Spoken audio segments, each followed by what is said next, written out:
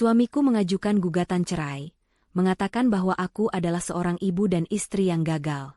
Bahkan dia juga menuntut semua harta dan hak asuh anakku. Tapi saat di pengadilan, aku syok mendengar anakku yang berusia 7 tahun bertanya pada hakim. Pak Hakim, bolehkah aku menunjukkan sesuatu yang ibu tidak tahu? Hakim mengangguk. Anakku maju dan langsung mengangkat tabletnya. Lalu menekan tombol putar. Saat videonya dimulai, semua orang terdiam membeku, karena sebelum ceritanya dimulai, silahkan tulis di kolom komentar dari daerah mana saja teman-teman yang menonton cerita ini. Jangan lupa like dan subscribe agar channel ini bisa semakin berkembang dan bisa mempersembahkan cerita yang lebih menarik lagi. Pagi itu dimulai seperti pagi-pagi lainnya di rumah mereka.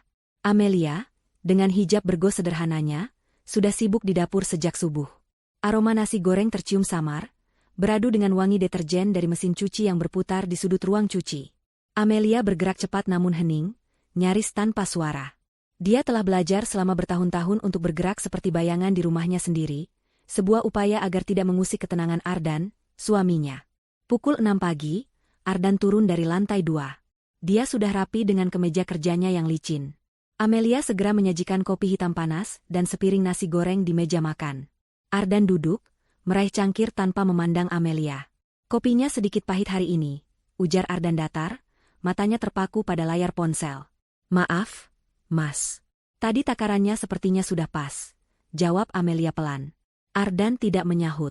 Dia hanya menggeser piring nasi gorengnya, memakannya beberapa suap dalam diam. Amelia berdiri canggung di dekat meja, menunggu jika ada perintah lain. Tidak ada.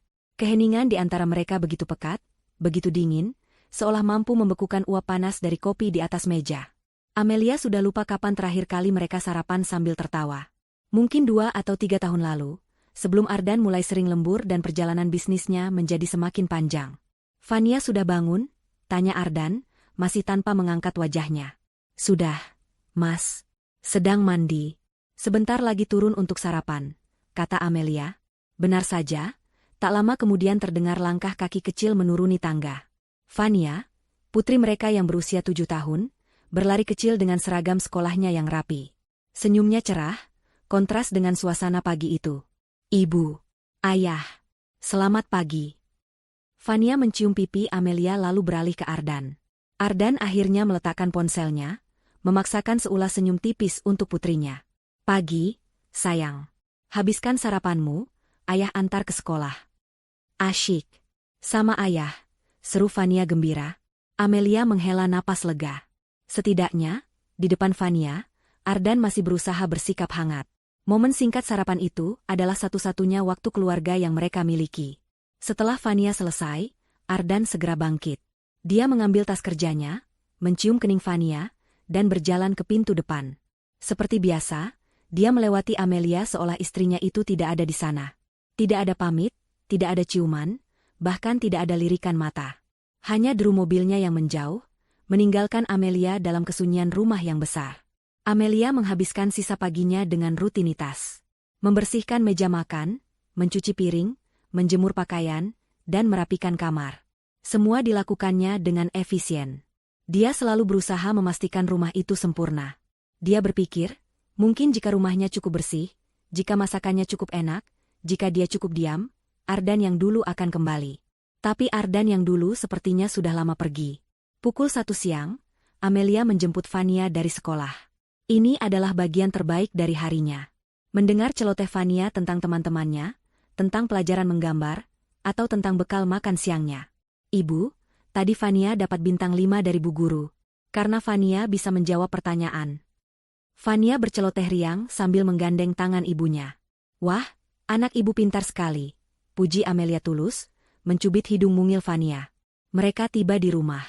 Saat Amelia sedang membantu Fania melepaskan sepatunya, terdengar suara sepeda motor berhenti di depan gerbang. Seorang kurir berseragam memanggil namanya. Ibu Amelia, ada paket. Amelia mengernyit. Dia tidak memesan apa-apa. Dia berjalan ke gerbang dan menerima sebuah amplop coklat besar dan tebal. Tidak ada nama pengirim, hanya logo sebuah firma hukum di sudut kanan atas. Jantung Amelia mulai berdebar tidak nyaman. Dari siapa, Ibu? Tanya Fania yang menyusul di belakangnya. Tidak tahu, sayang. Mungkin hanya surat biasa. Fania ganti baju dulu, ya, habis itu kita makan siang, kata Amelia, berusaha menjaga suaranya tetap tenang. Setelah Fania berlari kecil menuju kamarnya, Amelia duduk di sofa ruang tamu. Tangannya sedikit gemetar saat merobek amplop itu. Di dalamnya ada setumpuk kertas tebal. Kalimat pertama di halaman paling atas membuat napas Amelia tercekat. Gugatan cerai. Dunia Amelia seakan berhenti berputar. Telinganya berdenging. Dia membaca deretan kata-kata itu berulang kali, berharap matanya salah. Nama pemohon, Ardan. Nama termohon, Amelia. Alasan gugatan, istri telah gagal total dalam menjalankan kewajibannya. Amelia merasa mual. Gagal? Dia mendedikasikan seluruh hidupnya untuk rumah ini. Dia meninggalkan karirnya atas permintaan Ardan. Dia mengurus Fania. Dia memastikan kemeja Ardan licin setiap pagi. Apa maksudnya gagal? Dia terus membaca lembar-lembar berikutnya. Matanya nanar menatap tuntutan yang diajukan Ardan. Tuntutan itu brutal. Ardan tidak hanya meminta cerai. Dia menuntut hak asuh penuh atas Fania, dengan alasan Amelia adalah sosok yang emosionalnya tidak stabil dan tidak becus mendidik anak. Dan yang paling menghancurkan, Ardan menuntut seluruh harta Gonogini, termasuk rumah yang sedang mereka tempati. Alasannya, Amelia tidak berkontribusi apa-apa secara finansial, dan semua aset didapat dari hasil kerja keras Ardan seorang. Amelia terduduk lemas di lantai yang dingin. Kertas-kertas itu berserakan di sekelilingnya. Jadi ini alasan sikap dingin Ardan selama berbulan-bulan.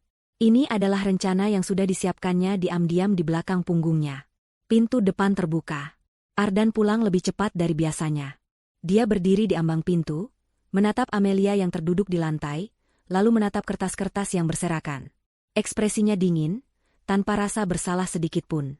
Mas ini apa maksudnya? Suara Amelia bergetar, air mata mulai menggenang. Ardan melepas sepatunya dengan tenang. Dia melonggarkan dasinya sambil berjalan mendekat. Dia tidak membantah, tidak menjelaskan. Dia hanya membenarkan. Seperti yang kamu baca, katanya dingin. Aku sudah tidak tahan lagi hidup denganmu. Amelia, kamu gagal. Kamu gagal sebagai istri, dan kamu gagal sebagai ibu. Gagal? Pekik Amelia tertahan, tidak percaya dengan apa yang didengarnya. Aku mengurus rumah ini. Aku membesarkan Fania. Mengurus rumah? Ardan tertawa sinis. Yang kamu lakukan hanya menghabiskan uangku. Fania butuh figur ibu yang lebih baik, yang kompeten, bukan seseorang yang hanya bisa menangis dan mengeluh sepertimu. Tapi, semua harta, rumah ini, dan Fania, Mas, kamu tidak bisa mengambil Fania dariku. Amelia mulai histeris. Ardan berjongkok, menatap mata Amelia dengan tatapan tajam dan penuh kebencian. Tatapan yang belum pernah Amelia lihat sebelumnya. Aku bisa, dan aku akan. Pengacaraku sudah mengumpulkan semua buktinya. Kamu tidak akan dapat apa-apa, Amelia. Kamu akan keluar dari rumah ini tanpa membawa sepeser pun. Ardan berdiri, merapikan jasnya. Dia melirik ke arah tangga, memastikan Fania tidak mendengar. Dan bersiaplah. Ardan menyeringai, sebuah seringai yang membuat darah Amelia membeku. Pengacaraku bilang, bahkan putrimu sendiri akan bersaksi di pengadilan betapa tidak becusnya kamu sebagai seorang ibu. Amelia membeku ngeri. Hatinya hancur berkeping-keping. Ardan tidak hanya ingin menceraikannya. Dia ingin menghancurkannya sampai tidak bersisa. Amelia tidak tidur malam itu. Setelah konfrontasi yang brutal, Ardan masuk ke kamar tamu dan menguncinya dari dalam, seolah Amelia adalah ancaman. Amelia menghabiskan malam di kamar Fania, duduk di kursi sebelah tempat tidur putrinya, memandangi wajah damai Fania yang tertidur pulas. Air matanya mengalir tanpa henti. Bagaimana bisa Ardan berkata Fania akan bersaksi melawannya? Fania adalah dunianya. Apa yang sudah Ardan katakan pada putri kecil mereka? Pikiran itu menyiksanya lebih dari tuduhan lain manapun. Pagi harinya, Ardan bersikap seolah tidak terjadi apa-apa. Dia membangunkan Fania, menyiapkan seragamnya, dan mengantarnya sekolah. Dia sama sekali tidak berbicara pada Amelia. Saat Fania bertanya mengapa ibunya terlihat sembab, Ardan menjawab dengan enteng, ibu sedang sedikit tidak enak badan, sayang. Setelah mereka pergi, kepanikan yang sesungguhnya melanda Amelia. Dia harus melawan. Dia tidak mungkin menyerahkan Fania begitu saja. Dia meraih ponselnya, mencari nama-nama pengacara perceraian terkenal di kota itu. Namun, kenyataan pahit segera menamparnya. Pengacara butuh uang. Uang muka. Biaya konsultasi. Amelia sadar dia tidak punya uang sendiri. Selama ini, Ardan memberinya uang bulanan yang sudah dianggarkan pas untuk kebutuhan dapur dan sekolah Vania. Tidak ada sisa untuk ditabung. Satu-satunya harapan adalah rekening bersama mereka, rekening yang dia kira adalah dana darurat keluarga. Dengan tangan gemetar, Amelia membuka aplikasi perbankan di ponselnya. Dia memasukkan kata sandi. Jantungnya berdebar kencang. Saat saldo muncul di layar, Amelia merasa kakinya lemas. 0. Saldo rekening itu 0 rupiah. Tidak mungkin. Seharusnya ada ratusan juta di sana. Amelia menekan tombol refresh berulang kali, berharap itu hanya kesalahan sistem. Tapi angka 0 itu tetap menatapnya. Dia membuka riwayat transaksi. Matanya membelalak ngeri. Sejak 6 bulan lalu, Ardan secara sistematis menarik uang dalam jumlah besar, memindahkannya ke rekening lain yang tidak Amelia kenali.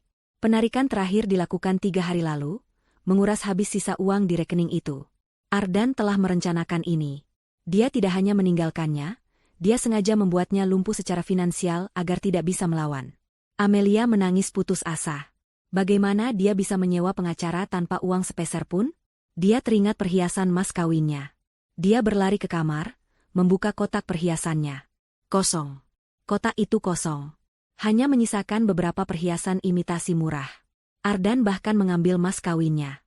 Dalam keputusasaan, Amelia teringat seorang teman lama yang pernah bekerja di lembaga bantuan hukum. Dia menelepon temannya, menceritakan situasinya sambil terisak. Temannya, walau prihatin, tidak bisa berbuat banyak selain memberikan sebuah nama. Namanya Pak Kuncoro, kata temannya. Kantornya kecil di Ruko Tua, bukan pengacara mahal. Tapi dia jujur dan berdedikasi. Coba temui dia. Jelaskan situasimu. Siapa tahu dia mau membantu. Amelia tidak punya pilihan lain. Dia memesan ojek daring, menggunakan sisa uang tunai di dompetnya, dan pergi ke alamat yang diberikan. Kantor Pak Kuncoro memang persis seperti yang digambarkan. Kecil, sederhana, dan terletak di lantai 2 ruko yang catnya sudah kusam.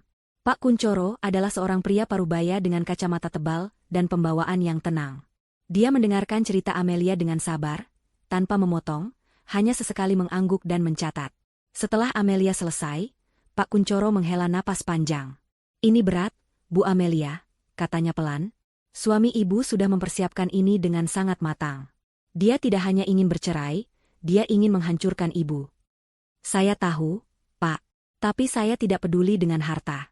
Saya hanya ingin Vania. Tolong bantu saya, Pak. Saya tidak punya uang sekarang.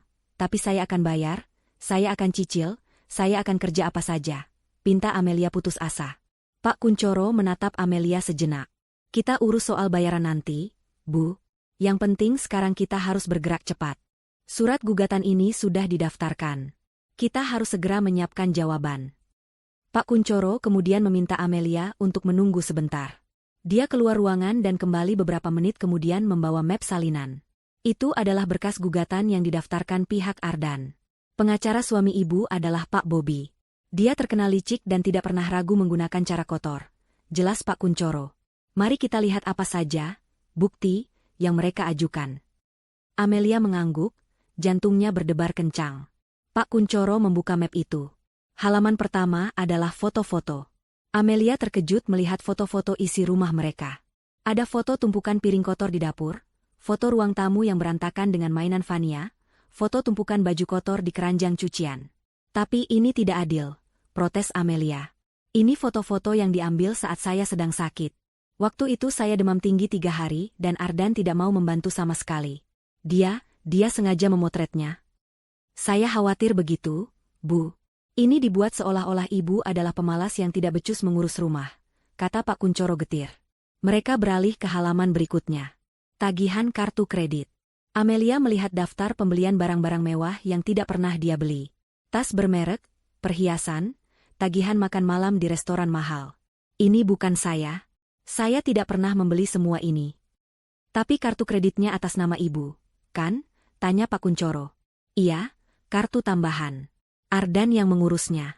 Dia bilang untuk saya pakai kalau perlu. Tapi dia yang sering meminjamnya. Dia bilang kartu utamanya sudah limit. Ya Tuhan, dia menjebak saya. Amelia merasa dunia di sekelilingnya berputar. Semua kebaikan kecil Ardan selama ini ternyata adalah bagian dari rencana jahatnya. Lalu, Pak Kuncoro berhenti di satu dokumen tebal di bagian akhir. Dan ini yang paling memberatkan, Bu Amelia. Apa itu, Pak? Kesaksian dari seorang saksi ahli. Seorang psikolog anak. Pak Kuncoro menyerahkan laporan itu kepada Amelia. Amelia membacanya. Laporan itu ditulis dengan bahasa klinis yang dingin. Di situ tertulis bahwa sang psikolog telah melakukan observasi tersembunyi terhadap interaksi Amelia dan Fania. Kesimpulannya, Amelia adalah sosok ibu yang labil secara emosi, sering berteriak, lalai terhadap kebutuhan anak, dan membawa pengaruh buruk bagi perkembangan psikologis Fania. Laporan itu merekomendasikan agar hak asuh penuh diberikan kepada Ardan demi kesehatan mental sang anak. Saya tidak mengerti. Kapan? Kapan observasi ini dilakukan? Saya tidak pernah bertemu psikolog, kata Amelia, suaranya bergetar hebat. Menurut laporan ini, observasi dilakukan di tempat umum. Di taman bermain, di mal, saat ibu menjemput sekolah. Jelas Pak Kuncoro, matanya menatap tajam ke arah Amelia. Tidak mungkin. Fania selalu terlihat senang bersama saya. Ini fitnah. Siapa psikolog ini? Pak Kuncoro membalik ke halaman depan laporan itu. Namanya Tiara. Seorang wanita bernama Tiara, kata Pak Kuncoro. Dia mencantumkan semua kredensialnya di sini. Dia terlihat sangat profesional dan meyakinkan. Pak Kuncoro menatap Amelia dengan serius. Ibu kenal wanita ini? Tiara? Amelia menggelengkan kepalanya dengan panik. Air matanya kembali luruh. Tidak, Pak. Saya tidak kenal. Saya tidak pernah bertemu wanita itu seumur hidup saya. Kenyataan hidup di bawah satu atap dengan pria yang sedang berusaha menghancurkanmu adalah sebuah neraka yang hening. Ardan tidak pindah dari rumah.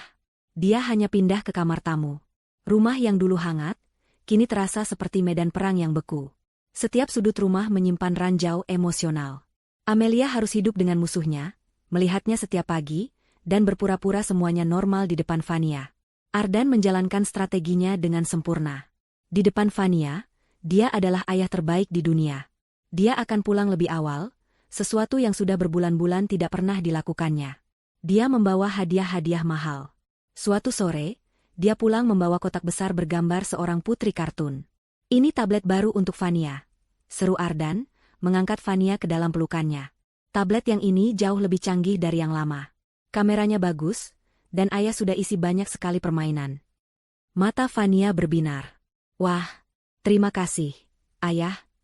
Amelia, yang sedang melipat pakaian di ruang keluarga, hanya bisa menelan ludah. Hatinya perih. Dia tahu apa yang sedang Ardan lakukan.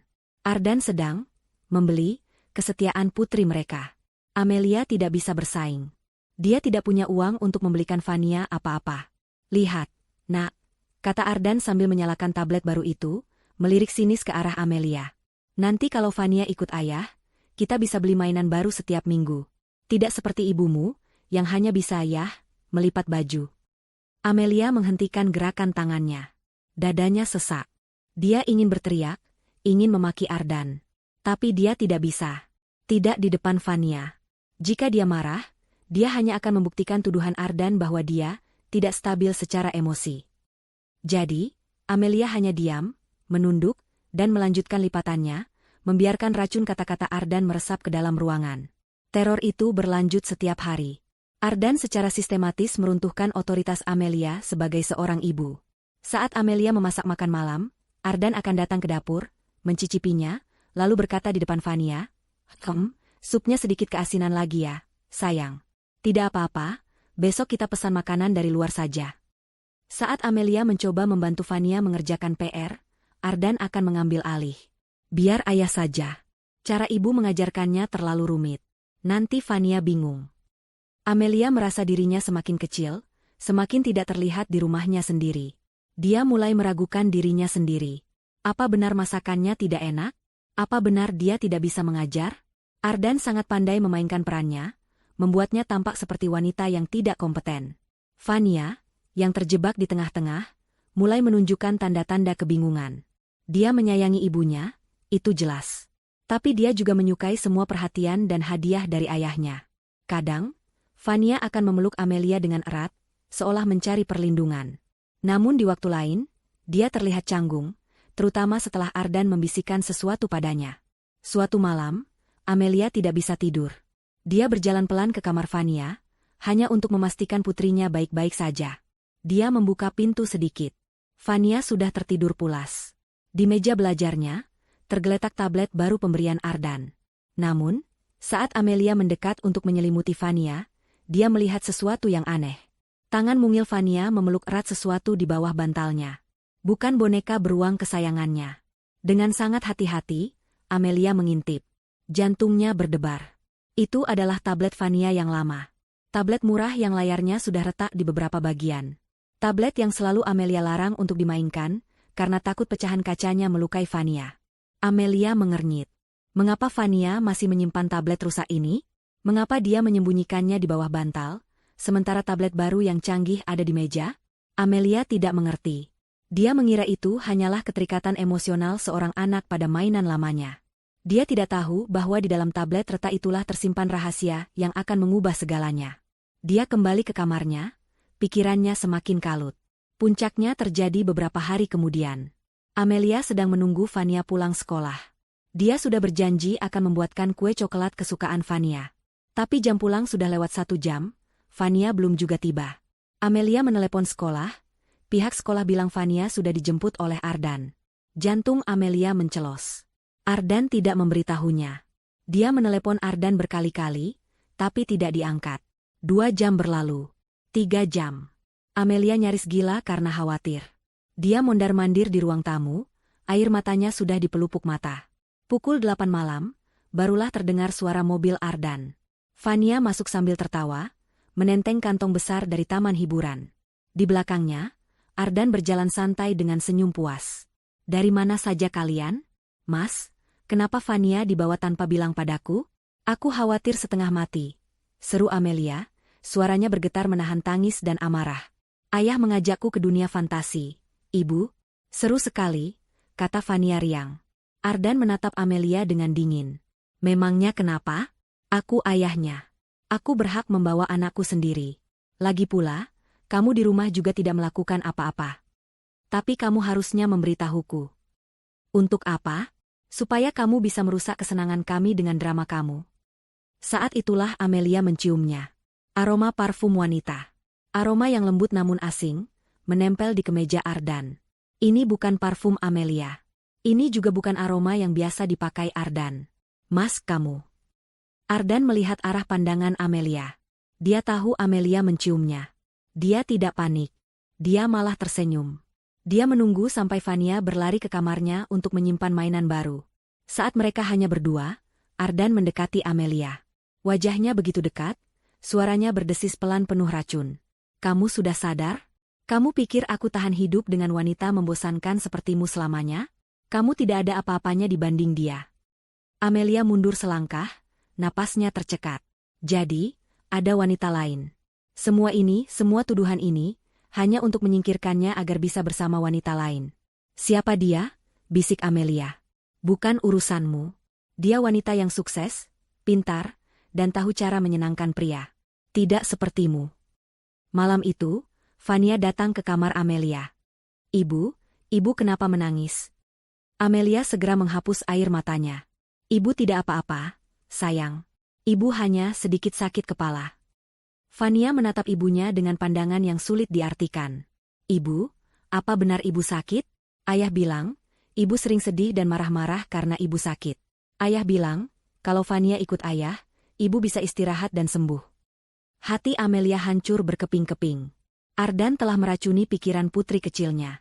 Ardan memanipulasi Fania, membuatnya percaya bahwa ibunya sakit, dan meninggalkannya adalah sebuah kebaikan. Amelia memeluk Fania erat. Fania dengar ibu. Ibu tidak sakit. Ibu hanya sangat menyayangi Fania. Ibu tidak akan pernah marah-marah lagi, janji.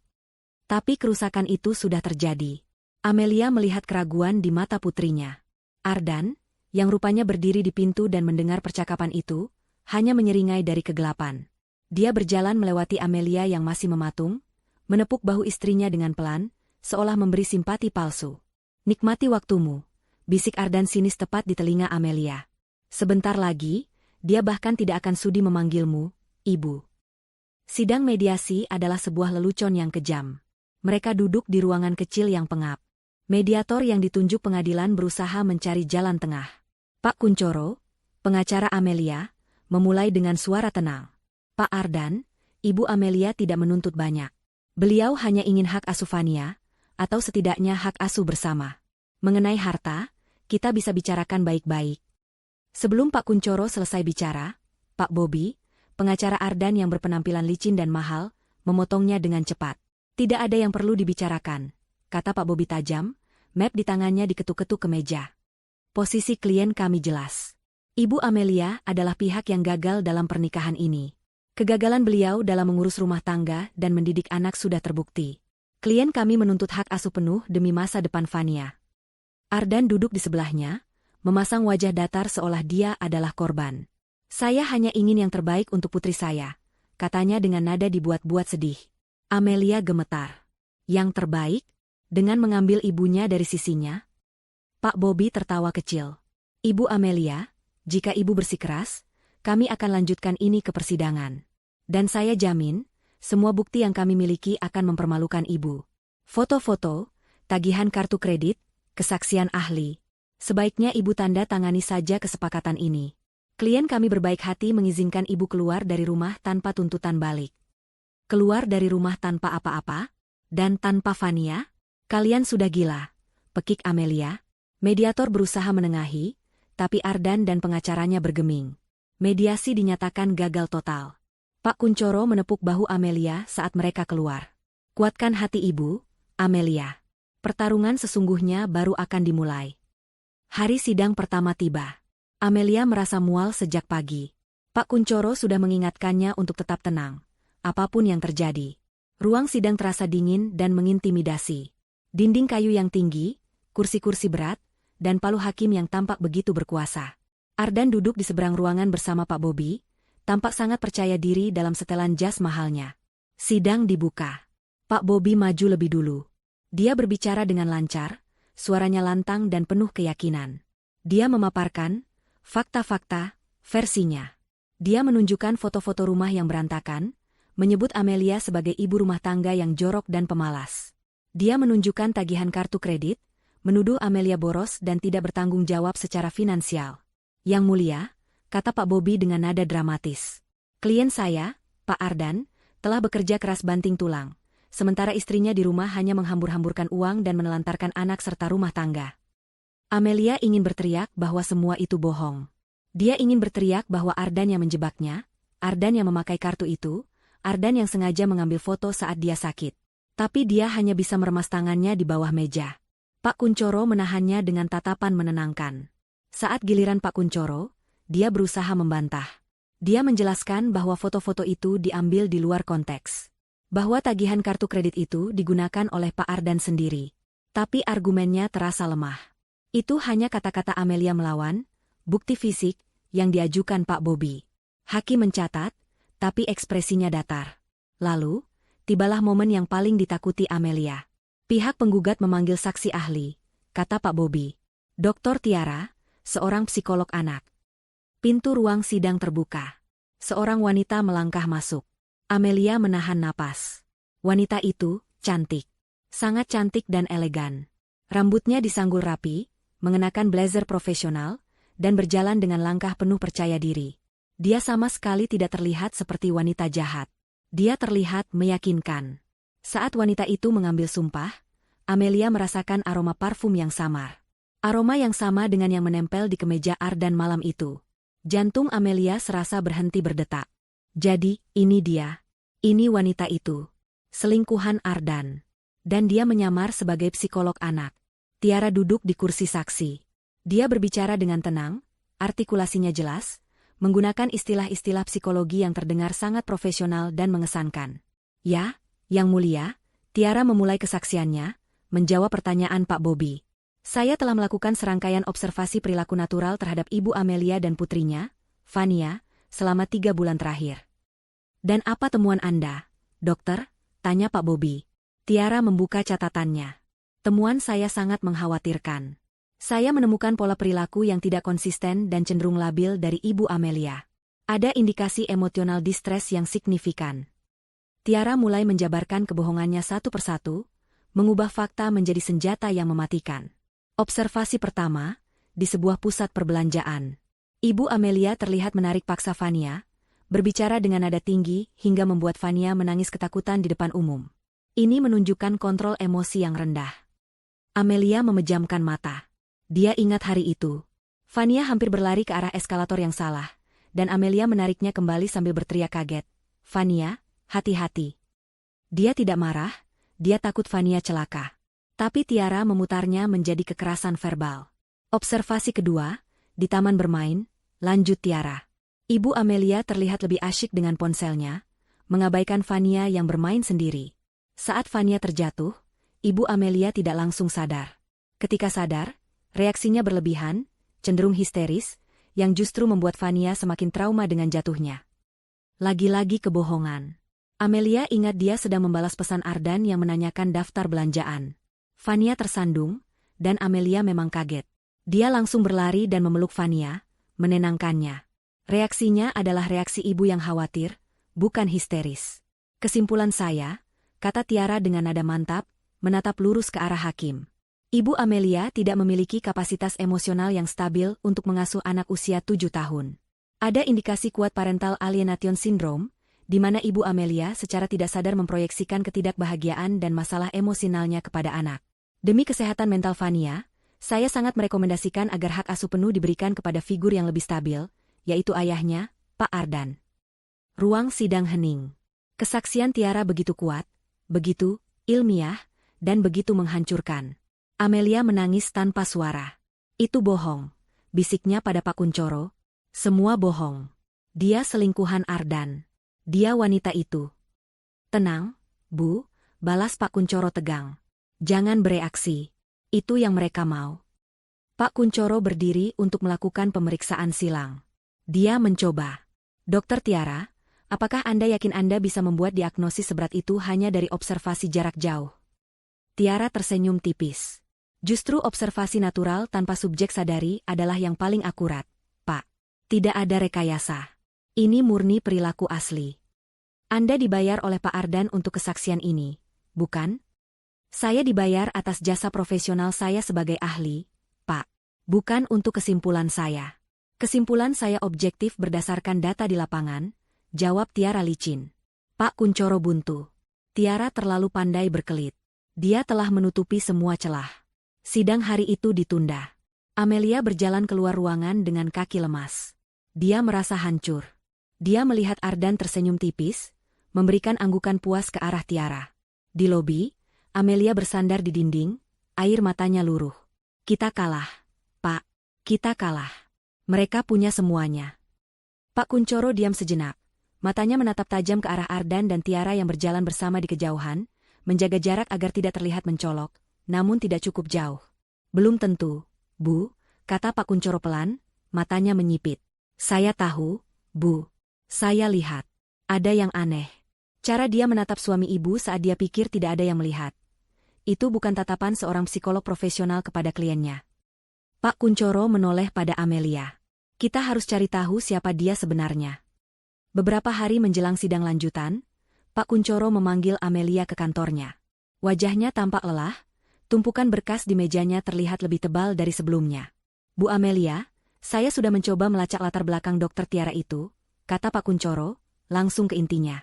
Hasilnya tidak seperti yang kita harapkan. Jantung Amelia berdebar. Apa maksudnya, Pak? Kredensialnya bersih. Terlalu bersih, Pak Kuncoro menghela napas, memijat pangkal hidungnya. Dia terdaftar di Asosiasi Psikolog. Dia punya klinik praktik yang terdaftar. Semua surat-suratnya lengkap. Entah dia memang psikolog sungguhan yang dibayar Ardan untuk berbohong, atau Ardan sudah memalsukan semua identitas ini dengan sangat rapi. Yang pasti, kita tidak bisa menyerangnya dengan tuduhan psikolog palsu. Pengadilan akan menolak tuduhan kita mentah-mentah. Harapan Amelia yang sempat tumbuh sedikit, kini padam seketika. Jadi, kita tidak bisa membuktikan dia bohong. Bukan begitu. Kita hanya tidak bisa membuktikan dia bukan psikolog. Cara satu-satunya adalah membantah kesaksiannya. Dan itu artinya, ibu harus bersaksi. Pak Kuncoro menatap Amelia dengan serius. Ibu harus menceritakan semuanya dari sudut pandang ibu. Tentang foto, tentang kartu kredit, tentang perilaku Ardan. Dan yang paling penting, ibu tidak boleh terpancing emosi. Pak Bobby pasti akan memancing ibu. Dia ingin ibu terlihat histeris di depan hakim, persis seperti yang digambarkan Tiara. Amelia mengangguk pelan. Saya mengerti, Pak. Saya akan berusaha. Hari itu tiba. Giliran Amelia yang duduk di kursi saksi. Setelah mengambil sumpah, Pak Kuncoro memulai dengan pertanyaan-pertanyaan lembut, membimbing Amelia menceritakan kehidupannya sebagai ibu rumah tangga. Amelia menjelaskan dengan suara yang berusaha dia jaga agar tetap tenang. Dia menceritakan bagaimana dia meninggalkan pekerjaannya untuk fokus mengurus Fania. Dia menceritakan rutinitas hariannya, dari subuh hingga larut malam. Mengenai foto-foto rumah yang berantakan, Bu Amelia. Bisa ibu jelaskan konteksnya? Tanya Pak Kuncoro. Bisa, Pak. Foto-foto itu diambil Mas Ardan sekitar 2 bulan lalu. Saat itu saya sedang sakit demam tinggi selama 3 hari. Saya nyaris tidak bisa bangun dari tempat tidur. Saya sudah meminta tolong Mas Ardan untuk mengurus rumah, tapi dia bilang dia sibuk kerja. Jadi, rumah memang berantakan. Saya tidak punya tenaga untuk membersihkannya, jelas Amelia. Dan soal tagihan kartu kredit. Itu kartu tambahan atas nama saya, tapi kartunya lebih sering dipegang Mas Ardan. Dia bilang kartu utamanya sering mencapai limit untuk urusan bisnis. Saya percaya padanya. Saya tidak pernah membeli tas-tas mewah atau perhiasan itu. Saya tidak tahu menahu soal tagihan itu sampai saya melihatnya di berkas gugatan. Amelia menceritakan semuanya dengan jujur. Dia bisa melihat beberapa pengunjung sidang mulai berbisik-bisik, beberapa menatapnya dengan iba. Tapi hakim tetap diam, wajahnya datar. Kemudian, giliran Pak Bobby. Pengacara licik itu berdiri, merapikan dasinya, dan berjalan mendekati kursi saksi dengan senyum meremehkan. Ibu Amelia, mulainya dengan nada manis yang dibuat-buat. Jadi, Anda ingin mengatakan bahwa suami Anda, Pak Ardan, yang bekerja keras mencari nafkah, sengaja menjebak Anda? Begitu? Amelia tergagap. Saya tidak bilang. Saya hanya menceritakan apa yang terjadi. Tapi kedengarannya begitu. Suami Anda memotret rumah yang kotor, suami Anda yang memakai kartu kredit. Semuanya suami Anda. Sepertinya Anda tidak punya kesalahan sama sekali di sini. Anda sempurna, begitu? Tentu saja tidak. Saya tidak sempurna. Tapi saya tidak gagal. Tidak gagal? Pak Bobby tertawa sinis. Ibu Amelia, Anda bilang Anda sakit saat foto itu diambil. Apakah Anda punya surat keterangan dokter yang membuktikan Anda sakit parah selama 3 hari? Amelia terdiam. Saya tidak ke dokter. Saya hanya minum obat warung. Saya pikir akan sembuh. Jadi, tidak ada bukti, serang Pak Bobby cepat. Hanya kata-kata Anda. Kata-kata Anda melawan bukti foto yang nyata. Menarik. Pak Bobby beralih ke topik lain. Mengenai kartu kredit. Anda bilang suami Anda yang pakai. Tapi kartu itu atas nama Anda. Apakah Anda pernah melaporkan ke bank bahwa kartu Anda disalahgunakan? Tidak. Apakah Anda pernah menegur suami Anda? Tidak. Anda diam saja. Bukankah itu menunjukkan bahwa Anda lalai dan tidak bertanggung jawab secara finansial? Atau Anda memang menyetujui semua pembelian itu? Saya percaya padanya. Dia suami saya. Suara Amelia mulai meninggi. Kepercayaan yang buta, bentak Pak Bobby. Kepercayaan yang membuat keuangan keluarga hancur. Dan sekarang Anda menyalahkan suami Anda. Saya tidak menyalahkan. Cukup. Pak Bobby mengangkat tangannya. Dia berjalan kembali ke mejanya dan mengambil selembar foto yang dicetak besar. Dia mengangkatnya tinggi-tinggi agar hakim dan semua orang bisa melihat. Yang mulia, izin menunjukkan bukti P12. Mata Amelia membelalak ngeri. Itu fotonya. Foto dirinya yang sedang menangis, berteriak, dengan rambut acak-acakan. Itu diambil di kamar mereka, beberapa minggu sebelum surat cerai datang. Ibu Amelia, bisa Anda jelaskan foto ini? Tanya Pak Bobby, nadanya penuh kemenangan. Amelia gemetar hebat. Air matanya mulai menggenang. Itu. Bukankah ini bukti nyata dari apa yang Dokter Tiara katakan? Emosi yang tidak stabil? Histeris? Apakah ini wajah seorang ibu yang kompeten? Anda tidak mengerti, pekik Amelia, air matanya kini tumpah. Saat itu, malam itu, Mas Ardan baru saja pulang. Dia bilang saya istri yang tidak berguna. Dia bilang saya hanya beban. Dia menghina saya, dia bilang saya tidak pantas jadi ibu Fania. Dia memprovokasi saya. Jadi Anda mengakui, serang Pak Bobby, tidak memberinya jeda. Anda mengakui Anda berteriak histeris? Anda mengakui Anda kehilangan kendali? Tepat seperti yang digambarkan Dokter Tiara. Anda tidak stabil secara emosional. Tidak. Amelia menjerit. Dia berdiri dari kursinya. Dia menjebakku. Dia mengambil foto itu diam-diam setelah dia menyakitiku. Dia jahat. Dia... Cukup. Palu hakim diketuk keras. Saksi harap tenang. Duduk kembali. Amelia terisak, bahunya berguncang. Dia ambruk kembali ke kursinya. Hancur. Semuanya hancur. Dia melakukan persis apa yang diinginkan Ardan dan Pak Bobby. Dia terlihat histeris. Dia terlihat tidak stabil. Dia terlihat persis seperti gambaran ibu gagal yang mereka ciptakan. Dia melirik ke arah Ardan. Pria itu menunduk, memasang ekspresi sedih yang palsu, seolah dia terluka melihat ketidakstabilan istrinya. Pak Bobby tersenyum puas. Hakim menggelengkan kepalanya pelan, ekspresinya terlihat jelas. Dia sudah memihak. Sidang hari itu ditutup dengan kehancuran total di pihak Amelia. Pak Kuncoro mencoba menenangkannya saat mereka keluar, tapi Amelia sudah mati rasa. Semua sudah berakhir, Pak, bisiknya lirih. Malam itu adalah malam terpanjang dalam hidupnya. Sidang putusan akan digelar keesokan harinya. Amelia tahu dia akan kalah. Dia akan kehilangan Vania. Dia masuk ke kamar Vania. Putrinya sudah tertidur. Ardan tidak ada di rumah, mungkin sedang merayakan kemenangannya lebih awal dengan Tiara. Amelia duduk di tepi tempat tidur, membelai rambut putrinya. Air matanya menetes pelan ke pipi Vania, membuat anak itu sedikit menggeliat. Ibu? Vania membuka matanya, masih setengah tertidur. SSH, tidur lagi, sayang, bisik Amelia, suaranya parau karena tangis. Dia memeluk putrinya erat, mungkin untuk terakhir kalinya sebagai ibu utuhnya. Apapun yang terjadi besok, ibu mau Vania tahu, ibu sayang sekali sama Vania. Selalu. Vania, yang merasakan kesedihan ibunya, balas memeluk dengan erat. Vania juga sayang ibu. Amelia melepaskan pelukannya perlahan. Saat itulah dia melihatnya lagi. Di bawah bantal Vania, tersembul ujung tablet lama yang sudah retak itu. Vania masih memeluknya erat, bahkan dalam tidurnya. Amelia tidak mengerti mengapa Vania begitu terikat pada benda rusak itu. Tapi malam itu, dia terlalu hancur untuk memikirkannya lebih jauh. Dia hanya mencium kening putrinya, dan berjalan keluar untuk menghadapi akhir dari dunianya. Ruang sidang terasa lebih dingin dari biasanya. Udara pagi itu terasa berat dan menyesakkan. Amelia duduk kaku di kursinya, matanya sembab dan kosong. Dia tidak tidur semalaman.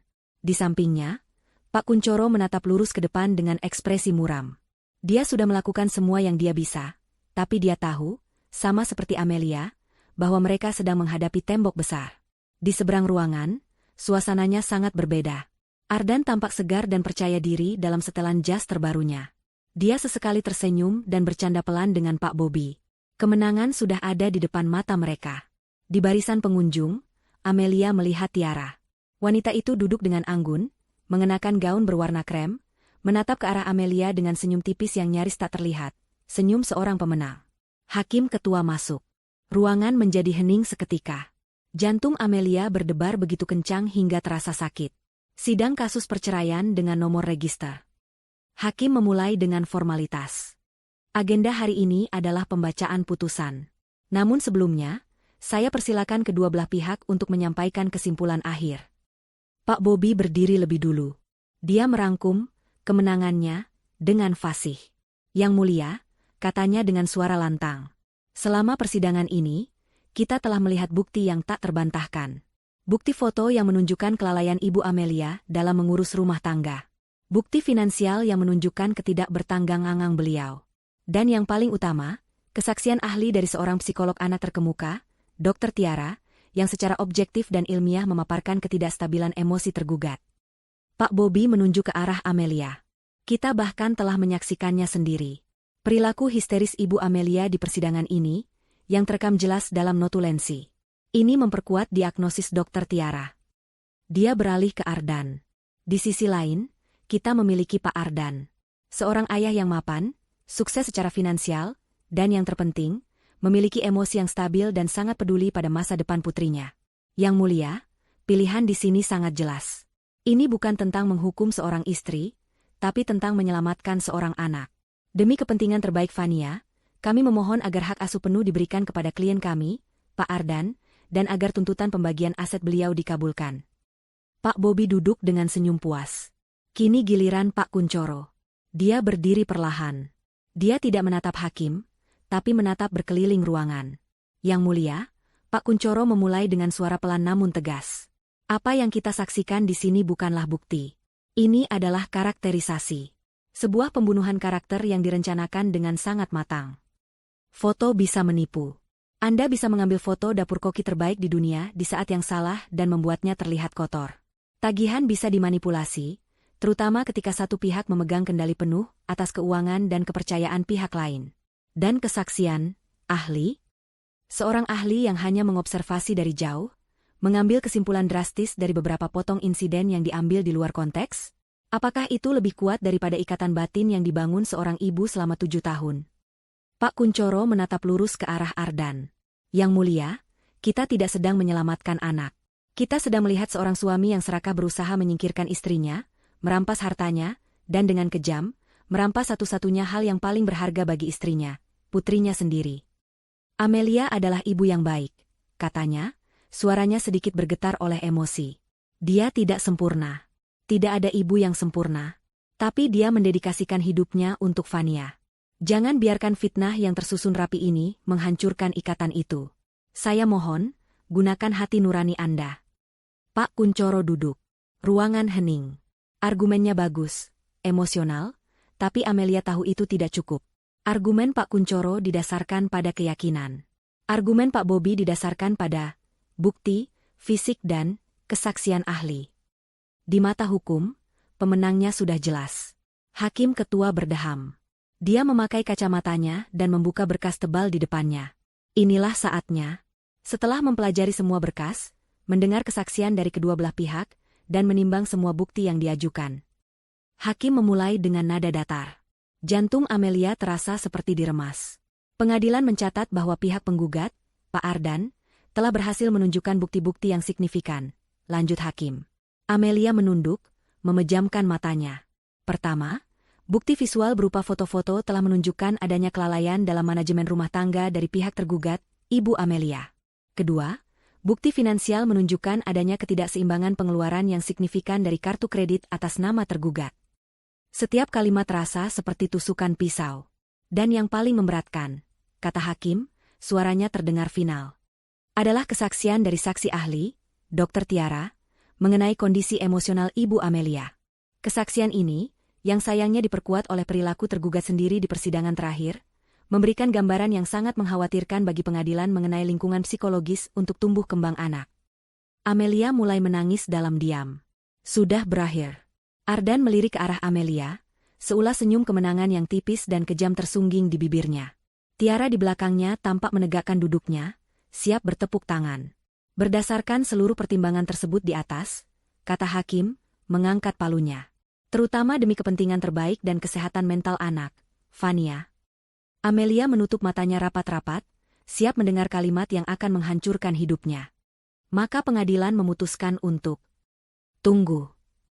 Suara itu kecil, tapi membelah keheningan ruang sidang. Tajam dan jelas. Semua orang menoleh serentak ke sumber suara. Di pintu belakang ruang sidang, yang sedikit terbuka, berdiri Fania. Dia sendirian, masih mengenakan seragam sekolahnya. Dia pasti menyelinap masuk.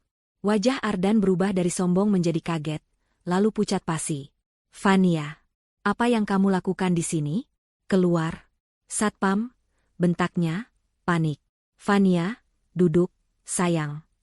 Ardan mencoba lagi, suaranya terdengar tegang. Tapi Fania tidak bergerak. Dia melangkah masuk ke dalam ruang sidang, langkah kakinya yang kecil menggema di lantai marmer. Dia tidak menatap ibunya yang ternganga kaget. Dia tidak menatap ayahnya yang tampak marah. Dia menatap lurus ke arah hakim ketua. Ruang sidang yang tadinya hening menanti putusan, kini membeku. Suara palu yang siap diketuk tertahan di udara. Mata hakim ketua terbelalak, menatap sosok kecil yang berdiri di ambang pintu. Amelia berbalik. Jantungnya serasa copot dari dadanya. Fania, bisiknya, tidak percaya. Apa yang dilakukan putrinya di sini? Siapa yang membawanya? Reaksi Ardan adalah yang tercepat. Wajahnya yang tadi sombong dan penuh kemenangan, kini berubah pias pasi. Ada kepanikan murni di matanya. Fania, bentaknya, suaranya keras dan tidak lagi berpura-pura tenang. Sedang apa kamu di sini? Keluar. Ini bukan tempat bermain. Satpam. Kenapa anak kecil bisa masuk? Fania tersentak mendengar bentakan ayahnya, tapi dia tidak mundur. Dia malah melangkah maju, masuk lebih jauh ke dalam ruangan. Fania, ayah bilang duduk. Kembali ke belakang. Ardan berteriak lagi, kini setengah berdiri. Pak Bobby, pengacaranya, ikut panik. Dia berdiri dan berseru kepada hakim. Yang mulia, ini tidak prosedural. Sidang ini tertutup. Anak di bawah umur tidak seharusnya ada di sini dan menginterupsi jalannya sidang. Mohon perintahkan petugas untuk membawa anak ini keluar. Amelia masih membeku. Dia bingung. Sebagian hatinya hancur melihat Fania ada di tempat yang mengerikan ini. Sebagian lagi takut. Apa yang akan Fania katakan? Apakah Ardan berhasil meracuni Fania sepenuhnya? Apakah Fania akan mengatakan di depan hakim bahwa dia lebih memilih ayahnya? Pikiran itu membuat Amelia mual. Yang mulia, mohon pertimbangkan. Tiba-tiba suara Pak Kuncoro terdengar, menahan Pak Bobby. Anak ini jelas datang untuk tujuan tertentu. Ini menyangkut masa depannya. Kita tidak bisa mengabaikannya. Hakim mengangkat tangannya, wajahnya serius. Tenang semua, suaranya menggema. Dia menatap tajam ke arah Ardan dan Pak Bobby, membungkam protes mereka. Lalu, matanya beralih ke Fania. Pandangannya melembut. Fania telah berjalan perlahan, langkah kakinya yang kecil terdengar nyaring di lantai marmer yang hening. Dia berhenti di tengah-tengah, di antara meja pengacara kedua sisi. Dia menatap lurus ke arah hakim yang duduk di singgasananya yang tinggi. Pak Hakim, kata Fania, suaranya gemetar, tapi terdengar jelas di seluruh ruangan. Maaf Fania mengganggu. Tidak apa-apa, nak, kata hakim, nadanya lebih kebapakan. Kenapa kamu ada di sini? Siapa yang membawamu? Fania kesini sendiri. Tadi Fania diantar Budhe, tapi Fania menyelinap masuk. Fania dengar, ayah bilang ibu jahat. Mata Ardan membelalak. Fania, jangan bicara sembarangan. Diam, Pak Ardan, bentak hakim. Biarkan dia bicara. Amelia menutup mulutnya, air mata mulai menggenang. Fania menelan ludah, terlihat mengumpulkan keberanian. Dia menatap lagi ke arah hakim, matanya yang polos dan jernih itu menyorotkan kesungguhan. Ayah bilang ibu jahat. Ayah bilang ibu pemarah. Ayah bilang ibu tidak bisa urus Fania. Lanjutnya, suaranya sedikit bergetar. Amelia memejamkan mata. Inilah akhirnya. Fania akan mengulang semua kebohongan Ardan. Tapi, satu kata itu membuat Amelia membuka matanya. Tapi bolehkah aku menunjukkan sesuatu? Fania menatap hakim dengan tatapan memohon. Sesuatu yang ibu tidak tahu? Kalimat itu menggantung di udara. Sesuatu yang ibu tidak tahu. Amelia mengernyit. Apa maksudnya? Pak Bobby kembali melompat. Yang mulia, ini konyol. Kita tidak bisa menjadikan ini drama anak-anak. Kita harus. Saya putuskan untuk mendengarnya. Potong hakim, suaranya final. Dia menatap Fania. Tentu saja, nak, apa yang ingin kamu tunjukkan pada Pak Hakim? Ardan terlihat seperti orang yang akan pingsan. Dia mencengkeram tepi meja begitu erat, hingga buku-buku jarinya memutih. Tidak, jangan. Desisnya. Fania tidak memedulikan ayahnya. Dia maju lagi. Amelia baru sadar Fania sedang memeluk sesuatu di dadanya. Bukan tablet baru pemberian Ardan. Itu adalah tablet lamanya. Tablet murah yang layarnya sudah retak seperti sarang laba-laba. Fania mengangkat tablet itu. Ibuku melarangku main ini. Katanya sudah rusak. Takut kacanya melukai tangan Fania. Tapi Fania menyimpannya. Kenapa kamu menyimpannya, nak? Tanya hakim lembut. Karena Fania tidak suka tablet baru. Fania suka yang ini, kata Fania pelan. Dan, Fania merekam sesuatu di sini. Sesuatu yang Fania lihat di rumah. Merekam apa? Merekam ayah. Waktu ayah bawa pulang Tante Tiara. Deuge. Jantung Amelia serasa berhenti berdetak. Tiara? Di rumah? Kapan? Di barisan pengunjung, Tiara yang tadinya duduk anggun, kini menegang. Wajahnya yang tersenyum sinis langsung pucat.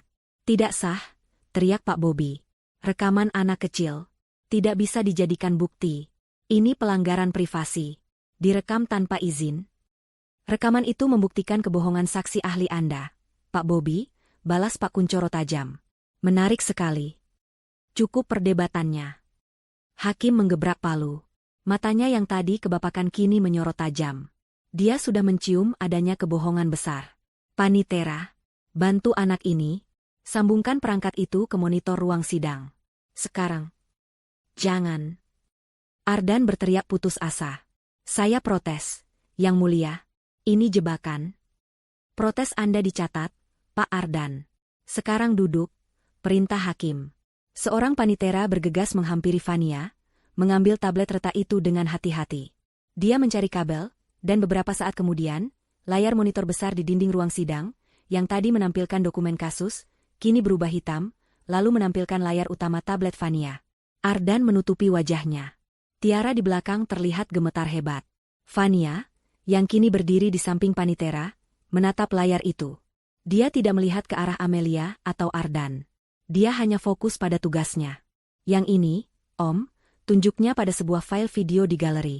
Panitera itu mengklik file itu. Sebuah thumbnail video muncul. Silakan, Nak, kata hakim. Putar videonya.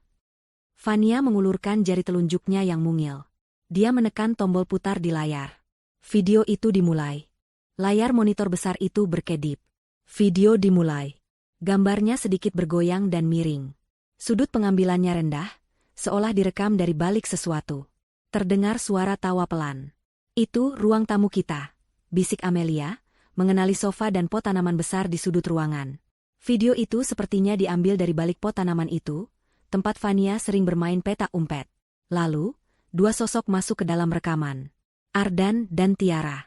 Bukan Tiara dalam balutan blazer profesional seperti di sidang. Tapi Tiara dalam balutan gaun rumah yang tipis dan santai. Rambutnya tergerai. Ardan masuk sambil tertawa, langsung memeluk Tiara dari belakang dan mencium lehernya. Astaga! Suara desahan kaget terdengar serentak dari seluruh penjuru ruang sidang. Amelia mematung. Napasnya tercekat di tenggorokan. Jadi, aroma parfum itu. Kecurigaannya. Semuanya benar. Wanita yang memberikan kesaksian palsu yang menghancurkannya adalah wanita yang sama yang telah tidur dengan suaminya di rumah mereka sendiri. Di seberang, Pak Bobi menatap monitor dengan mulut ternganga. Dia menoleh ke Ardan dengan tatapan ngeri, seolah berkata, "Kamu tidak bilang soal ini." Di barisan penonton, Tiara berusaha menunduk, menyembunyikan wajahnya. Lalu, suara mereka di video terdengar. Jernih dan jelas di keheningan ruang sidang. Suara Tiara, "Kamu yakin rencananya berhasil?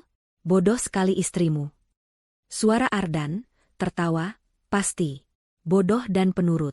Dia tidak akan curiga apa-apa. Semua uang sudah kupindahkan ke rekeningmu, sayang. Aman." Amelia merasakan kakinya lemas. Uangnya, rekening bersama mereka, dipindahkan ke rekening Tiara. Ya Tuhan. Pak Kuncoro bergumam di sampingnya, matanya terpaku pada layar. Video berlanjut. Ardan duduk di sofa, menarik Tiara ke pangkuannya. Suara Ardan, "Setelah sidang putusan besok, aku resmi dapat hak asuh Fania. Kita langsung jual rumah neraka ini, dan kita pindah ke Swiss. Jauh dari dia." Suara Tiara, terdengar manja. "Bagaimana dengan Fania? Dia kelihatannya dekat sekali dengan ibunya." Inilah bagian yang paling menyakiti Amelia. Dia menahan napas, menunggu jawaban Ardan. Suara Ardan, terdengar meremehkan, "Ah, anak kecil. Gampang diatur. Dikasih tablet baru saja sudah lupa sama ibunya. Nanti kamu yang jadi ibu barunya. Ibu yang lebih pintar, lebih sukses, dan jauh lebih seksi." Ardan mencium Tiara dengan penuh gairah di video itu. "Cukup. Matikan." Ardan mengamuk. Dia melompat dari kursinya, berusaha berlari ke arah meja panitera untuk menghentikan video itu. "Petugas, tahan dia." Hakim berteriak murka. Dua petugas keamanan yang berjaga di pintu langsung bergerak. Mereka menyergap Ardan sebelum dia mencapai depan, membekuk tangannya ke belakang. Ardan meronta-ronta seperti binatang yang terjebak. "Lepaskan aku. Itu tidak benar. Itu rekayasa," teriak Ardan putus asa. "Diamkan dia," perintah hakim. "Lanjutkan videonya. Saya mau lihat sampai selesai." Video itu terus berputar, mengabaikan kekacauan di ruang sidang. Kini giliran Tiara yang berbicara. Suara Tiara, aku masih sedikit khawatir. Bagaimana dengan kesaksianku sebagai psikolog? Bagaimana kalau pengacaranya Amelia membantah soal observasi? Suara Ardan, tertawa lagi, sudah kurus. Itu bagian termudah. Aku sudah merekamnya saat dia menangis histeris minggu lalu. Ingat? Nanti aku pancing dia lagi di sidang. Aku akan hina-hina dia sampai dia meledak. Dia pasti akan berteriak dan menangis di depan hakim. Amelia terisak. Dia teringat kesaksiannya. Foto itu. Jeritannya. Dia menjebakku. Suara Ardan, di video, saat dia histeris, kesaksianmu akan terlihat sempurna. Hakim akan melihat sendiri kalau dia itu wanita gila yang tidak stabil. Tidak ada yang akan percaya padanya. Mereka akan percaya pada Dr. Tiara, yang profesional. Video itu akhirnya menunjukkan Ardan dan Tiara tertawa bersama, bersulang dengan gelas anggur. Video berakhir. Layar menjadi hitam. Ruang sidang hening selama beberapa detik. Suara yang terdengar hanyalah isak tangis Amelia dan napas Ardan yang terengah-engah dalam cengkeraman petugas. Semua orang di ruangan itu, hakim, panitera, pengunjung, bahkan Pak Bobby, menatap layar hitam itu dengan ngeri. Mereka baru saja menyaksikan sebuah persekongkolan jahat yang direncanakan dengan sangat detail. Penipuan, sumpah palsu, pencucian uang, dan manipulasi pengadilan. Di barisan penonton, beberapa orang mulai menoleh ke belakang, mencari sosok Tiara. Itu dia. Wanita itu, teriak seseorang. Tiara, menyadari dirinya telah terekspos sepenuhnya, panik. Dia melompat dari kursinya dan berlari kencang menuju pintu keluar di belakang. Fania, pahlawan kecil itu, yang sedari tadi berdiri dia menonton videonya terputar, kini menoleh. Dia tidak menatap Ardan yang ditahan. Dia menatap ibunya. Matanya yang polos bertemu dengan mata Amelia yang penuh air mata. Hakim ketua, wajahnya merah pada menahan amarah, mengangkat palu sidangnya tinggi-tinggi. Dia tidak lagi mengetuknya dengan pelan. Dia menggebraknya ke meja sekuat tenaga. Diam semua. Sidang dilanjutkan. Petugas, tutup semua pintu keluar. Jangan biarkan siapapun keluar. Tangkap wanita itu. Tangkap Dr. Tiara sekarang juga. Ruang sidang meledak dalam kekacauan terkendali. Gebrakan palu hakim yang murka itu berfungsi ganda, sebagai perintah dan sebagai tanda pelepasan ketegangan yang membeku. Dua petugas keamanan yang tadi membekuk Ardan, kini menyeretnya dengan paksa ke kursi. Ardan tidak lagi berteriak. Dia hanya terengah-engah, matanya liar, keringat membasahi kemeja mahalnya. Dia tahu. Sudah berakhir. Di pintu belakang, kekacauan lain terjadi. Tiara, dalam kepanikannya, tidak bisa membuka pintu besar yang telah diperintahkan hakim untuk ditutup. Dia memutar-mutar gagang pintu, mendorongnya dengan sia-sia. Seorang petugas wanita dengan sigap mencegatnya. Tiara merosot ke lantai, topeng profesionalnya luntur total. Dia bukan lagi psikolog yang tenang dan meyakinkan. Dia hanyalah seorang wanita ketakutan yang menangis histeris. Persis seperti foto yang dia gunakan untuk menjebak Amelia. Karma telah datang begitu cepat, begitu brutal. Bawa dia ke depan.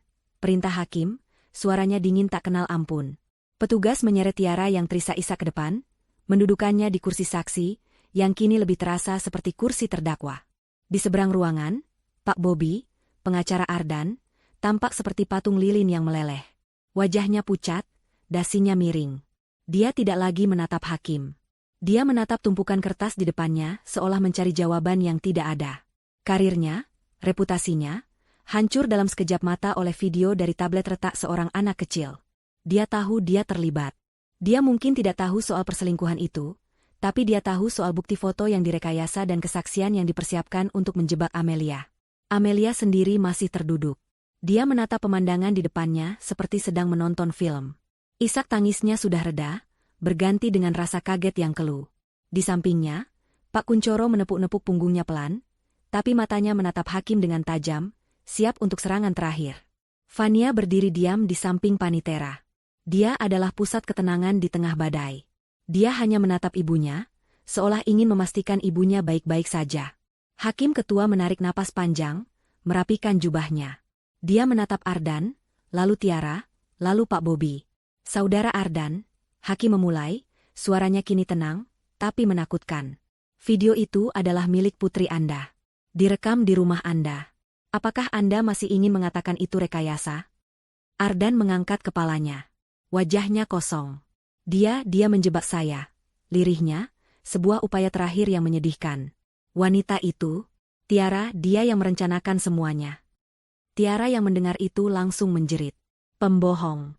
Kamu yang menyuruhku. Kamu yang bilang akan menikahiku. Kamu yang bilang akan memindahkan semua uangnya ke rekeningku. Aku melakukan semua ini untukmu. Diam. Hakim menggebrak palu lagi. Kalian berdua sama saja. Pengakuan Anda berdua sudah terekam dalam notulensi sidang. Hakim beralih ke Tiara. Saudari Tiara, Anda telah duduk di kursi itu, di bawah sumpah, dan memberikan kesaksian palsu. Anda menggunakan kredensial profesional Anda untuk menghancurkan hidup seorang ibu dan membantu sebuah kejahatan. Anda tidak hanya melanggar kode etik, Anda telah melakukan sumpah palsu di depan pengadilan ini. Hakim kemudian menatap Pak Bobby. Dan Anda, saudara pengacara Bobby, Anda tahu atau patut menduga bahwa bukti-bukti yang Anda ajukan, termasuk kesaksian ini, adalah palsu. Anda memprovokasi saksi di sidang sebelumnya untuk mencocokkan narasi palsu klien Anda. Anda telah mencoreng kehormatan profesi ini. Saya akan memastikan Dewan Etik mencabut izin praktik Anda. Pak Bobby hanya menunduk, tidak sanggup berkata apa-apa. Akhirnya, Hakim menatap Ardan. Tatapannya begitu tajam, seolah bisa menguliti pria itu hidup-hidup. Pak Ardan, Anda masuk ke pengadilan ini, menuntut keadilan. Anda menuduh istri Anda gagal. Anda menuduhnya tidak stabil. Anda menuntut hartanya. Dan yang paling keji, Anda menuntut untuk memisahkan seorang anak dari ibunya. Hakim mengambil berkas gugatan Ardan dan mengangkatnya tinggi-tinggi. Mari kita tinjau kembali gugatan Anda. Pertama, tuduhan istri gagal dan lalai mengurus rumah. Terbukti palsu. Video tadi menunjukkan Anda bersekongkol untuk memfitnahnya. Hakim melempar selembar kertas dari berkas itu ke lantai. Kedua, tuduhan istri tidak bertanggung jawab secara finansial dan boros. Terbukti palsu. Video tadi adalah pengakuan Anda bahwa Anda telah mencuri uang dari rekening bersama dan memindahkannya ke rekening selingkuhan Anda. Ini bukan hanya fitnah, ini pencurian. Dia melempar lembar kertas kedua. Ketiga, tuduhan istri tidak stabil secara emosional, didukung oleh kesaksian ahli palsu. Terbukti sebuah rencana keji. Video tadi adalah bukti Anda bersekongkol untuk memprovokasi istri Anda, merekamnya secara diam-diam, dan menggunakannya untuk menipu pengadilan ini. Dia melempar lembar kertas ketiga. Seluruh gugatan Anda, kata Hakim, suaranya meninggi, adalah tumpukan sampah yang didasari oleh kebohongan, keserakahan, dan perzinahan. Gugatan cerai yang diajukan oleh Pak Ardan ditolak seluruhnya. Palu diketuk dengan keras. Tapi Hakim belum selesai. Dia menatap Pak Kuncoro dan Amelia. Pengadilan tidak akan berhenti di situ. Berdasarkan bukti baru yang tak terbantahkan ini, pengadilan mengambil keputusan demi melindungi korban. 1. Kata Hakim, mengangkat satu jari. Hak asuh penuh atas anak bernama Fania, tanpa syarat, jatuh ke tangan ibunda kandungnya, Ibu Amelia. Amelia terkesiap. Air mata yang kini mengalir adalah air mata kelegaan. Dia menatap Fania. Putrinya tersenyum kecil padanya. 2. Lanjut Hakim. Gugatan cerai dari pihak Pak Ardan ditolak. Namun, pengadilan menawarkan kepada Ibu Amelia untuk mengajukan gugatan balik saat ini juga. Apakah Ibu Amelia ingin bercerai dari suami Anda? Pak Kuncoro berbisik. Bu Amelia, dengan suara gemetar namun kuat, menatap lurus ke arah Ardan yang kini menunduk kalah. Ya, Yang Mulia. Saya minta cerai. Saat ini juga. Baik, seru Hakim. Gugatan cerai dikabulkan atas nama Ibu Amelia, dengan alasan perzinahan dan penipuan yang dilakukan suami. Hak asuh anak penuh kepada Ibu Amelia. 3. Hakim kini berdiri. Seluruh aset atas nama Ardan dan Tiara akan dibekukan saat ini juga. Pengadilan memerintahkan penyelidikan penuh untuk melacak semua dana yang dicuri dari Ibu Amelia. Rumah yang saat ini ditempati dinyatakan sebagai hak penuh Ibu Amelia dan Fania. Dan 4. Suara Hakim kini bergema di seluruh ruangan. Berdasarkan bukti video dan pengakuan di ruang sidang ini, saya perintahkan penahanan segera terhadap Saudara Ardan dan Saudari Tiara atas berbagai tindak pidana. Persekongkolan untuk melakukan penipuan, sumpah palsu di bawah sumpah, pencurian dalam rumah tangga, dan pemalsuan bukti di pengadilan. Petugas, bawa mereka. Petugas keamanan segera memborgol Ardan. Pria yang pagi tadi masuk dengan angkuh, kini diseret keluar dengan kepala tertunduk. Dia melewati Amelia. Dia tidak berani menatap mata istrinya. Tiara juga diborgol. Tangisannya sudah kering, menyisakan wajah sembab yang kotor. Dia diseret keluar, karir dan kebebasannya lenyap. Amelia masih duduk, gemetar. Pak Kuncoro tersenyum lebar. Kita menang, Bu. Kita menang. Amelia tidak bisa berkata-kata. Dia hanya berdiri, berjalan pelan ke tengah ruangan. Fania berlari menyambutnya. Amelia berlutut dan memeluk putrinya erat-erat, seolah memeluk penyelamatnya. Dia menangis di bahu kecil itu. Bukan tangis kesedihan, tapi tangis seorang ibu yang diselamatkan oleh pahlawan kecilnya. Dampak dari persidangan hari itu menyebar seperti api. Kasus tablet retak menjadi berita utama di mana-mana. Kisah seorang suami serakah, seorang psikolog palsu, dan seorang pahlawan cilik berusia 7 tahun mendominasi berita lokal selama berminggu-minggu. Bagi Amelia dan Fania, beberapa minggu pertama terasa kabur. Pak Kuncoro mengurus segalanya. Sesuai perintah hakim, semua aset Ardan dan Tiara dibekukan. Penyelidikan membuktikan bahwa Ardan telah memindahkan hampir 1 miliar rupiah ke rekening Tiara selama setahun terakhir. Uang itu berhasil disita seluruhnya dan dikembalikan ke rekening baru atas nama Amelia. Rumah besar yang dingin itu kini resmi menjadi milik Amelia. Tapi Amelia tidak bisa tinggal di sana lagi. Terlalu banyak kenangan buruk. Terlalu banyak bayangan Ardan dan Tiara di setiap sudutnya. Atas persetujuan Pak Kuncoro, Amelia menjual rumah itu. Hasil penjualannya lebih dari cukup untuk memulai hidup baru.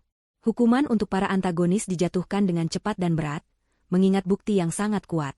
Ardan dijatuhi hukuman penjara 12 tahun atas penipuan, pencurian, dan sumpah palsu. Tiara, yang terbukti kredensial psikolognya asli namun disalahgunakan secara kriminal, dijatuhi hukuman 8 tahun dan izin praktiknya dicabut seumur hidup. Pak Bobby, sang pengacara licik, langsung diskors oleh Dewan Etik dan menghadapi tuntutan pidana karena ikut serta dalam persekongkolan. Karma telah dibayar lunas.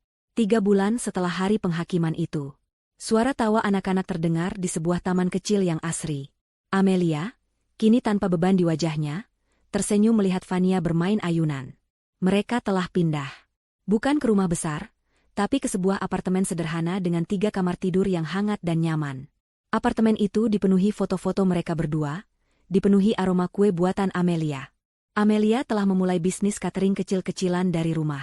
Keahlian memasaknya, yang dulu selalu direndahkan Ardan, kini dipuji banyak orang. Pesanannya mengalir deras. Dia sibuk, dia lelah, tapi dia bahagia. Dia menjadi mandiri. Ibu, lihat. Fania berlari menghampiri Amelia yang sedang duduk di bangku taman, tangannya kotor oleh tanah. Bunganya sudah mau mekar. Amelia tersenyum, mengelus kepala Fania yang berhijab mungil. Wah, iya, pintar sekali anak ibu merawatnya. Mereka duduk berdampingan sejenak, menikmati matahari sore. Ada satu pertanyaan yang selama ini belum sempat Amelia tanyakan dengan tenang. Sayang, Amelia memulai dengan lembut. Ibu boleh bertanya sesuatu? Apa, Ibu? Fania menatapnya dengan mata jernih. Tentang video itu. Di tablet lama Fania. Kenapa? Kenapa Fania merekamnya? Fania terdiam sejenak, seolah mengingat-ingat. Karena Fania tidak suka Tante Tiara. Kenapa tidak suka? Tante Tiara pura-pura baik. Waktu di mall, dia senyum sama ibu. Tapi waktu ibu ke toilet, dia bilang ke ayah, istrimu lama sekali. Waktu di taman juga begitu. Dia melihat ibu, tapi dia bilang ke ayah kalau ibu tidak menjaga Fania. Padahal ibu sedang melihat Fania. Amelia tertegun. Anaknya yang kecil ternyata seorang pengamat yang jeli. Lalu, malam itu, lanjut Fania. Waktu ayah bilang ayah mau lembur, Fania dengar suara mobil ayah pulang. Fania mau kasih lihat gambar baru Fania. Tapi waktu Fania turun, Fania lihat ayah masuk sama Tante Tiara.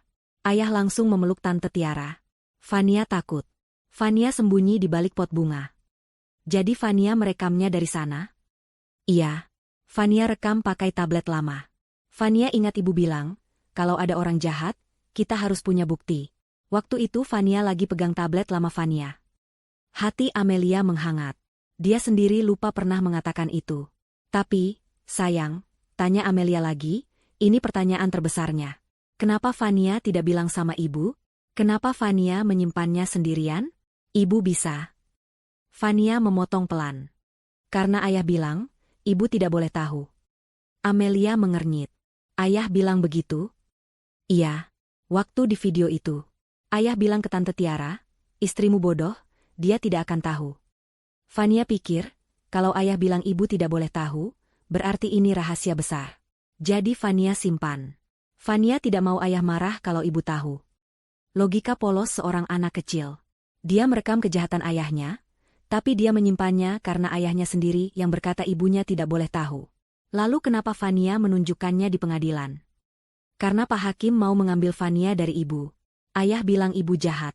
Tante Tiara juga bilang ibu jahat. Itu tidak benar. Mata Fania berkaca-kaca. Fania tidak mau dipisah sama ibu. Ibu tidak jahat. Ibu adalah ibu terbaik. Jadi, Fania harus tunjukkan ke Pak Hakim kalau ayah dan Tante Tiara yang jahat. Amelia tidak bisa menahannya lagi. Dia menarik Fania ke dalam pelukan erat. Dia menangis haru. Selama ini dia tersiksa oleh tuduhan Ardan bahwa dia adalah seorang ibu yang gagal. Dia meragukan dirinya sendiri. Dia merasa hancur. Padahal, di hadapannya adalah bukti terkuat bahwa dia tidak gagal. Dia telah membesarkan seorang putri yang luar biasa.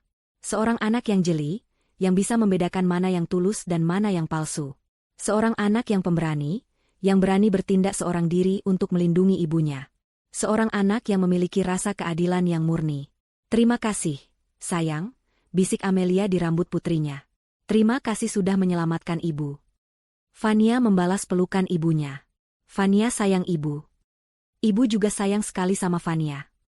Amelia melepaskan pelukannya, menatap wajah cerah putrinya. Dia akhirnya mengerti. Dia tidak pernah gagal. Dia hanya sedang membesarkan seorang pahlawan. Dan kini, mereka berdua bebas untuk memulai awal yang baru.